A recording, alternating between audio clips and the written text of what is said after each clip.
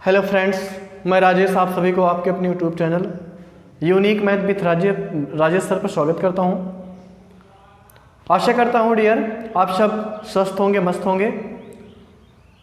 तो आज हम सब क्लास 10th मैथ एनसीईआरटी के चैप्टर नंबर 3 दो चरों वाले रैखिक समीकरण युग्म के ऊपर चर्चा करेंगे, जिसकी प्रश्नावली होगी 3F। ठीक है, 3F के प्रश्न नंबर 1 से प्रश्न नंबर 5 तक के प्रश्नों पर चर्चा करेंगे। पहला प्रश्न है, जिसका पहला प्रश्न है, कहता है कि निम्नलिखित समीकरणों को हल कीजिए। निम्नलिखित समीकरणों को हल कीजिए। आपको दो समीकरण दिया है, एक है 3x + y = 19 और दूसरा समीकरण है कि 4x - 3y = 8। तो पहले हम इक्वेशन फर्स्ट और सेकंड बना लेते हैं। तो हो जाएगा 3x, यहाँ हल लिख दीजिए। ठीक है, 3x + y = 19, ये इक्वेशन फर्स्ट हो गया। और दूसरा इक्वेशन है 4x - 3y = कितना है, 8 है, ये इक्वेशन सेकंड है। ठीक है, अब इन दोनों समीकरणों को हम हल करने के आपको 3 विधियां बता रखे हैं। ठीक है, जिसका पहला मेथड क्या था कि विलोपन विधि द्वारा इन दोनों समीकरणों को हल ज्ञात करना, आपको बता रखा हमने। दूसरा बता रखा है कि इन दोनों समीकरणों का प्रतिस्थापन विधि द्वारा, और तीसरा आपको हमने बता रखा है क्रॉस मल्टीप्लिकेशन यानी वज्र गुणन विधि द्वारा इन दोनों समीकरण को हल ज्ञात करना आपको हमने सिखा रखा है। अगर आपने वीडियो नहीं देखा है तो प्ले लिस्ट में पड़ी हुई है वीडियो, आप उसको ज़रूर देखें। ठीक है, चलते हैं हम इसको विलोपन मेथड से सॉल्व करते हैं। आप किसी भी मेथड से सॉल्व कर सकते हो, चाहे एलिमिनेशन, चाहे आप सब्स्टिट्यूशन या फिर क्रॉस मल्टीप्लिकेशन। ठीक है, तो यहाँ सॉल्व करते हैं। अगर हम विलोपन से करना चाहते हैं तो दोनों में से किसी एक को इक्वल करना पड़ेगा। भाई दोनों समीकरणों में से किसी या तो x वाले के गुणांक को बराबर करना पड़ेगा या तो y के गुणांक को बराबर करना पड़ेगा। तो अगर हम y वाले के गुणांक को बराबर करें तो इसमें 3 है, यहाँ अगर 3 मिल जाए, 3y यहाँ भी हो जाए, 3y यहाँ तो है ऑलरेडी, तो इसका मतलब ये दोनों इक्वल हो जाएंगे ना। तो है तो नहीं, तो यहाँ इसका मतलब है 3 लाना पड़ेगा, और 3 लाने का मतलब है 3 से गुणा करना पड़ेगा। तो इसमें 3 से गुणा करना होगा समीकरण 1 में, और समीकरण 2 में जो है मुझे 3 के अलावा कुछ नहीं चाहिए, तो इसका मतलब इसमें 1 से गुणा करना पड़ेगा। ठीक है, तो कैसे लिखोगे? लिखोगे आप समीकरण 1 में 3 से तथा समीकरण 2 में कितने से? कोई चेंजमेंट चाहिए नहीं, मुझे 3 ही चाहिए, तो इसका मतलब 1 से। 2 में 1 से गुणा करने पर, 1 से क्या करने पर? गुणा करने पर। तो जब आप गुणा करेंगे समीकरण 1 में 3 से, तो आप इसके समीकरण 1 में 3 पद देख रहे होंगे। पहला पद है 3x, दूसरा पद है y, तीसरा पद है 19। तो इसके तीनों पदों में आप 3 से गुणा करेंगे। तो पहले पद में आप 3 से गुणा करोगे, 3 त्रिका 9 हो जाएगा, प्लस y में 3 से गुणा करोगे 3y = 19 में 3 से गुणा करोगे तो 19 × 3 = 57 हो जाएगा। और ये समीकरण, इसको हम क्या बना लेते हैं? समीकरण 3 बना लेते हैं। ठीक है ना। अब समीकरण 2 में आपको 1 से गुणा करना है, तो इसका मतलब इसके तीनों पदों में 1 से गुणा करने पड़ेगा, और किसी भी संख्या या किसी भी पद में 1 से गुणा करने पे उसके मान में कोई चेंजमेंट नहीं आता। यानी क्या मिलेगा? 4x - 3y = 8, ये समीकरण नंबर हो जाएगा 4। देखिए इक्वल हो गया कि नहीं? आप देख रहे होंगे y वाला टर्म जो है इक्वल हो गया। ठीक है, y वाला टर्म जो है इक्वल हो गया। तो अब अगर y वाला टर्म इक्वल है, तो अब ये देखना है कि इसके सामने वाले साइन क्या है, अपोजिट है कि सेम है। तो आप देख रहे होंगे 3y के सामने यहाँ प्लस है और यहाँ माइनस है, इसका मतलब है इक्वल के सामने जो है साइन जो है वो अपोजिट है।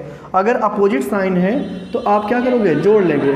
तो आप लिखोगे समीकरण 3 प्लस समीकरण क्या 4। हम इन दोनों को जोड़ना है। तो जोड़ने पे आप जानते हो 2 समीकरणों को जोड़ा जाता है तो उसके चिन्ह में कोई परिवर्तन नहीं किया जाता है, तो ये y से कट जाएगा ना। अब ये जुड़ जाएगा, 9 × 4 = 13x हो जाएगा, बराबर इधर भी जुड़ेगा। तो 67 में अगर 57 में 8 जोड़ देंगे कितना हो जाएगा? 65 हो जाएगा। यानी ये हो जाएगा, तो x बराबर यहाँ कितना हो जाएगा? 65/13, इधर एक गुणा था, इधर आके भाग हो गया, यानी x का पहाड़ा इसमें कितनी बार जाएगा? 5 बार। और जब x का मान मिल जाएगा तो x का मान आप समीकरण 1 या समीकरण 2 में रख करके y का मान निकाल लीजिए। तो लिखेंगे कैसे, लिखेंगे x का मान कहाँ रखने पर, समीकरण 1 में रखने पर। कहाँ रखने पर, समीकरण 1 में रखने पर। तो समीकरण 1 क्या है, पहले आप उसको उतार लें। समीकरण 1 क्या है, समीकरण 1 है 3x धन y बराबर 19, ये तो समीकरण 1 है। अब इसमें आप x का मान रख दीजिए, तो 3 गुणे x का मान कितना है, 5 है, तो यहाँ 5 धन कितना y का मान निकालना, तो y वैसे ही रहेगा इक्वल टू 19। ये 5 3 ही 15 प्लस y इक्वल टू कितना 19, ये इधर प्लस इधर आके माइनस हो जाएगा ना, यानी y बराबर 19 माइनस 15, y बराबर कितना जाएगा 4। तो ये x का मान कितना मिला, x का मान मिला 5 और y का मान कितना मिल गया 4। यही इन दोनों समीकरणों को क्या होगा फ्रेंड्स, ये हल होगा। ठीक है, समझ में आया, यही दोनों समीकरणों क्या होगा, हल होगा। अगर आपको अपना आंसर चेक करना है तो x की वैल्यू 5 और y की वैल्यू 4 किसी दोनों समीकरणों में रख दीजिए। अगर इसको रखने से दोनों साइड इक्वल आता है तो इसका मतलब आंसर सही है। जिससे रख कर चेक कर लें, 5 3 15 और ये 4 है, y का मान कितना है 4, तो इसमें 15 में 4 जोड़ेंगे 19 आ जाएगा। देखिए आ रहा है कि नहीं, तो इसका मतलब है कि हमारा आंसर सही है। समझ में आया फ्रेंड्स।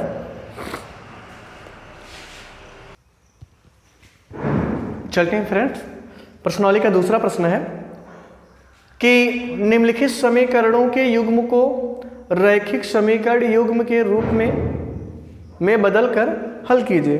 ठीक है, तो इक्वेशन क्या है आपका कि 6x plus 3y equal to 6xy। पहले हम उसको नोट डाउन कर लेते हैं। पहला इक्वेशन क्या है, 6x plus 3y equal to कितना है 6xy। ठीक है ना। तो अगर यहाँ सबसे पहले हम काम करें, क्या करें कि दोनों पक्षों में एक्स वाई से भाग कर दें, क्योंकि एक्स वाई आपको बता रखा हमने। इस टाइप का क्वेश्चन आपको पर्सनॉलिटी 3E में पढ़ा रखा है। अगर आप पर्सनॉलिटी 3E देखेंगे तो आपको इसमें सॉल्व करने में, इसको सॉल्व करने में कोई प्रॉब्लम नहीं होगी। ठीक है, फिलहाल देख लेते हैं कि दोनों पक्षों में क्या करने पर, दोनों पक्षों में एक्स वाई से भाग करने पर, दोनों पक्षों में एक्स वाई से क्या करने पर, भाग करने पर। अच्छा, आप जानते हो कि एक्स वाई जो है इनटू के फॉर्म में नहीं होना चाहिए, दोनों एक साथ इनटू के फॉर्म में नहीं होगा। अगर होगा तब थोड़ी मुश्किलें ज़्यादा हो जाएंगी भाग करने पर। ठीक है, उसी एक्स वाई को रिमूव करने के लिए हम क्या कर रहे हैं, एक्स वाई से भाग कर रहे हैं। तो कर दीजिए भाग, 6x बटे एक्स वाई धन 3y बटे में क्या एक्स वाई और बराबर क्या होगा 6xy बटे में एक्स वाई। ठीक है, तो यहाँ आप देख रहे होंगे x से x कट जाएगा, यहाँ y से y कट जाएगा, यहाँ xy से xy कट जाएगा ना। तो बचा क्या 6 बटे y धन 3 बटे x बचेगा, बराबर क्या बचेगा ओनली 6। यस ना भाई, यहाँ x से कट जाएगा तो y बचेगा, यहाँ y से कटेगा तो x बचेगा बटे में। अब यहाँ आप देख रहे होंगे 3 कॉमन भी होगा, तो जब 3 कॉमन लेंगे 3 दूनी 6, ऊपर कितनी बार बचेगा 2 और नीचे y, और यहाँ के बचेगा नहीं, 3 निकल जाएगा बाहर, तो 1 बटे x बचेगा बराबर कितना 6।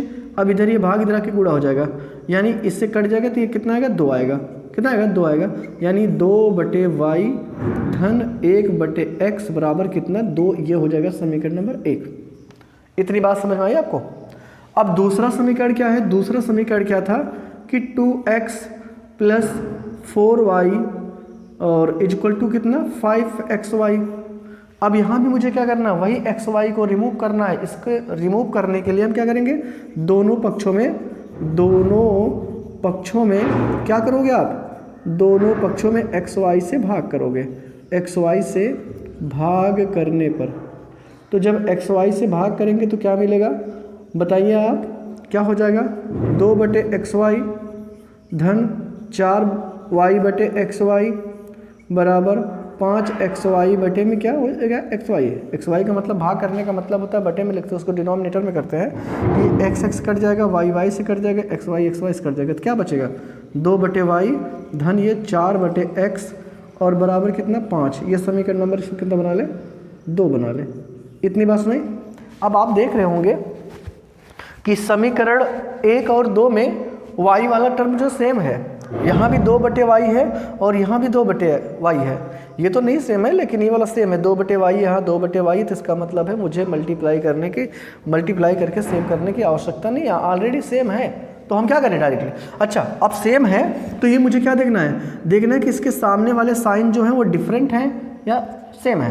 तो इनके सामने भी कुछ नहीं लिखा, इनके सामने कुछ नहीं लिखा, इसका मतलब सेम है, प्लस है, तो इसका मतलब मुझे घटाना पड़ेगा। तो आप क्या लिखोगे, समीकरण 1 तथा समीकरण 2 को क्या करने पर, जोड़ने पर, 2 को क्या करने पर, जोड़ने पर।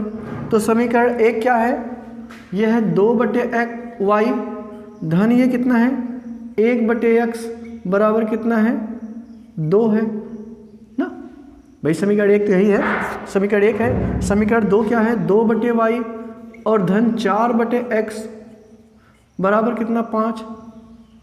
अब इसको मुझे जोड़ना है, इसको 1 था ये 2 था, इसको जोड़ना, तो इसका मतलब साइन चेंज करना है ना। जोड़ने पे साइन हमेशा चेंज नहीं होता है जोड़ने पे, और घटाने पे चेंज होता है। यहाँ घटाने पर लिखेंगे, क्या लिखेंगे डियर, घटाने पर को समीकरण 1 में से, ऐसा लिखा, थोड़ा सा गलत हो गया डियर, समीकरण 1 में से समीकरण 2 को घटाने पर, 2 को क्या करने पर,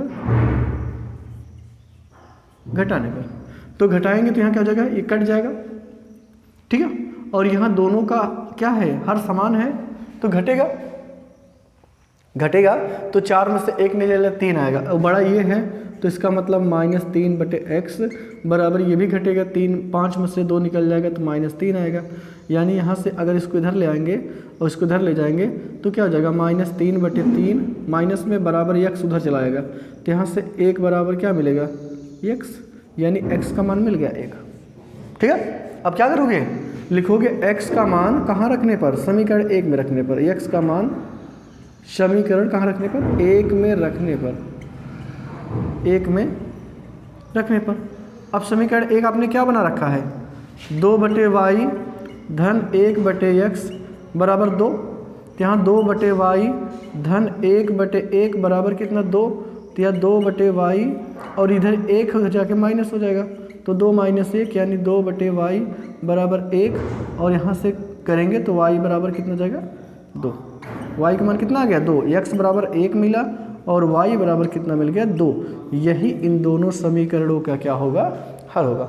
समझ में आया फ्रेंड्स।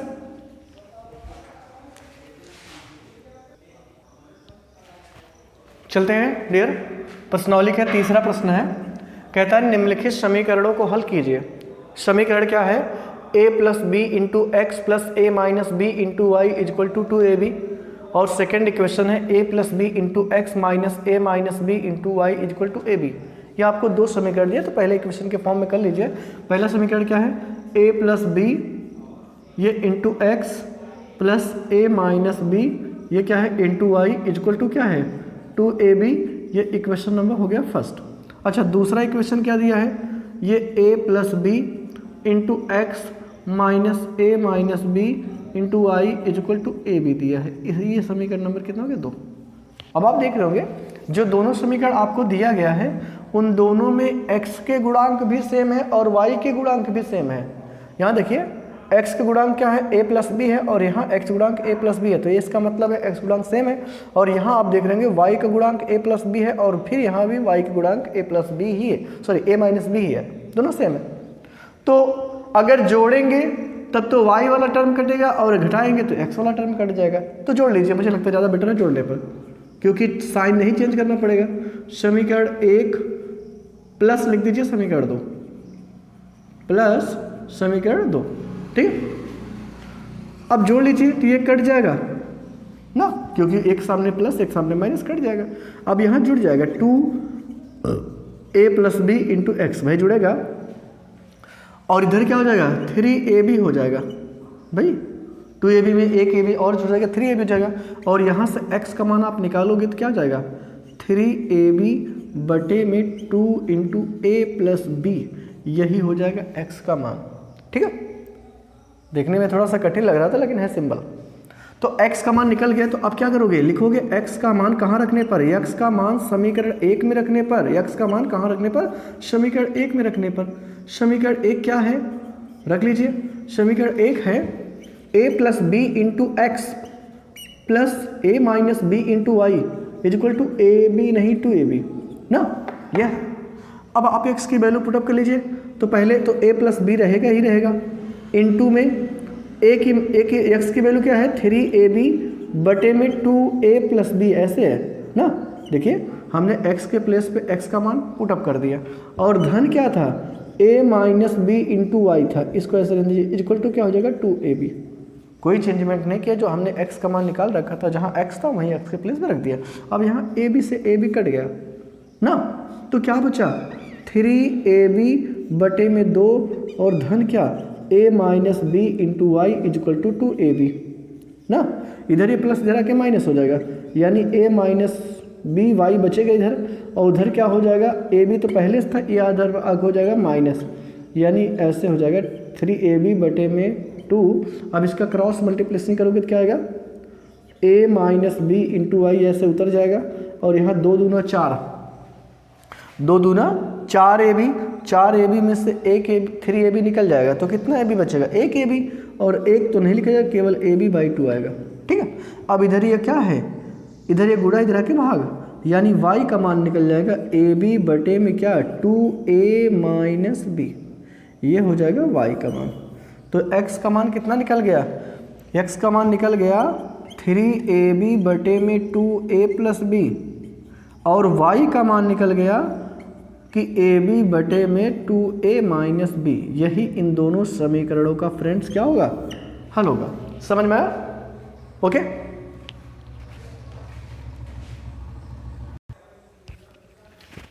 चलते हैं फ्रेंड्स। प्रश्नावली का प्रश्न नंबर 4 है, कहता है कि निम्नलिखित समीकरणों को हल कीजिए, निम्नलिखित समीकरणों को हल कीजिए। अब समीकरण आपको क्या दिया है कि x by A equal to B by Y by B, ये आपको पहला समीकरण दिया। दूसरा दिया है ax धन बी वाई बराबर a स्क्वायर धन बी स्क्वायर, ये आपको 2 दिया है। तो इसको पहले हम इक्वेशन के फॉर्म में जनरेट कर लेते हैं। तो इनको क्रॉस मल्टीप्लिकेशन करके क्या हो जाएगा bx, और इनका मल्टीप्लाई इनसे करेंगे तो हो जाएगा ay। ठीक है, इनको हम इधर ले आए तो हो जाएगा bx minus ay equal to हो जाएगा 0। समीकरण 1 बना लीजिए। ठीक है, अब दूसरा समीकरण क्या दिया आपको कि ax प्लस by और बराबर a स्क्वायर प्लस क्या b स्क्वायर, ये आपको दिया है समीकरण नंबर 2। अब इसको कैसे सॉल्व करेंगे, अब यहाँ देखिए समीकरण 1 जो है आप में क्या दिया है bx दिया है, और समीकरण जो 2 में है x गुणांक को a है ना। तो x गुणांक यहाँ b और यहाँ x गुणांक a है, यानी x वाला गुणांक सेम नहीं है। y की बात करें तो y का गुणांक यहाँ a है, यहाँ y का गुणांक b है, a भी नहीं सेम है। तो अगर हम x वाले टर्म को बराबर करना चाहते हैं या y वाले टर्म को बराबर करना चाहते हैं, तो यहाँ अगर a है, सपोज करिए y वाले टर्म को बराबर करना चाहते हैं, तो इसमें क्या है a है, अगर यहाँ b मिल जाए तो काम बन जाएगा, a भी हो जाएगा, और यहाँ अगर a मिल जाता तो a भी हो जाता ना। तो क्या करोगे आप y वाले टर्म को बराबर करने के लिए क्या करोगे, समीकरण 1 में कितने से, समीकरण 1 में a है तो इसका मतलब b से गुणा करना होगा, b से, तथा समीकरण कितने में 2 में कितने से, यहाँ b है तो यहाँ a लाने के लिए a से गुणा करना पड़ेगा, a से गुणा करने पर, a से गुणा करने पर। तो चलिए समीकरण 1 में b से गुणा कर दीजिए, तो यहाँ जब b से गुणा करेंगे तो क्या हो जाएगा b स्क्वायर एक्स, और यहाँ माइनस यहाँ ab हो जाएगा y इक्वल टू 0। इसको हम समीकरण नंबर 3 बना लेते हैं, और इसमें हम कितने से गुणा कर रहे हैं a से, समीकरण 2 में a से गुणा कर रहे हैं, तो यहाँ हो जाएगा a स्क्वायर ना, और क्या हो जाएगा x, और प्लस ये क्या हो जाएगा ab, क्योंकि यहाँ a से गुणा कर रहे हैं तो ab y हो जाएगा इक्वल टू क्या हो जाएगा, यहाँ क्या कर ले b से गुणा मत करिए, a से गुणा मत करिए, केवल a को ऐसे लिख दीजिए a square plus b square. इतनी बात समझ। इसको समीकरण नंबर कितना बना ले 4। ओके, समीकरण 1 में आपने b से गुणा किया, समीकरण 2 में आपने a से गुणा किया, b से गुणा करेंगे b स्क्वायर, और यहाँ माइनस a y बराबर 0 हो जाएगा। यहाँ आपने b से गुणा करा है तो हो जाएगा, सॉरी a से गुणा करा है तो a square x plus a b y हो जाएगा बराबर a लिख के हमने ब्रैकेट में इसको लिख लिया है, कोई दिक्कत। अब आप देख रहे होंगे y वाला टर्म सेम हो गया होगा, यहाँ भी y ए बी है, यहाँ भी ए बी है, तो इसका मतलब है, और इसके सामने वाले चिन्ह क्या है, डिफरेंट भी है, तो क्या करना पड़ेगा, जोड़ना पड़ेगा। तो यहाँ लिख दीजिए समीकरण 3 प्लस क्या, समीकरण 4, ठीक है। तो जोड़ने पे कोई साइन चेंज नहीं होता, ये कट जाएगा, तो क्या बचेगा, यहाँ x दोनों में कॉमन है, x कॉमन ले लीजिए, तो क्या बचेगा a स्क्वायर प्लस क्या b स्क्वायर, और बराबर के बाद उधर क्या बचेगा a, यहाँ a square plus b square, यहाँ ये इससे कट जाएगा, तो यहाँ x बराबर क्या आ जाएगा a, x का मान आ गया a ना। अब आप लिखोगे x का मान कहाँ रखने पर, x का मान समीकरण 1 में रखने पर, समीकरण 1 में रखने पर। अब समीकरण 1 क्या है, अभी आपने निकाल रखा था कि bx minus A Y equal to 0, तो यहाँ x का मान आपने निकाल रखा है कि b into A minus A Y equal to 0, यानी कि ए बी बराबर इधर ये हो जाएगा ए वाई, तो यहाँ से a कट जाएगा, सॉरी a से a कटेगा, तो यहाँ y बराबर क्या आ जाएगा b, ठीक है। तो y का मान कितना आ गया b, और x का मान आ गया a, तो x बराबर a और y बराबर b, यही इन दोनों समीकरणों का क्या होगा, सॉल्यूशन होगा फ्रेंड्स। समझ में आया फ्रेंड्स, आशा करते हैं आपको अच्छे समझ में आया होगा।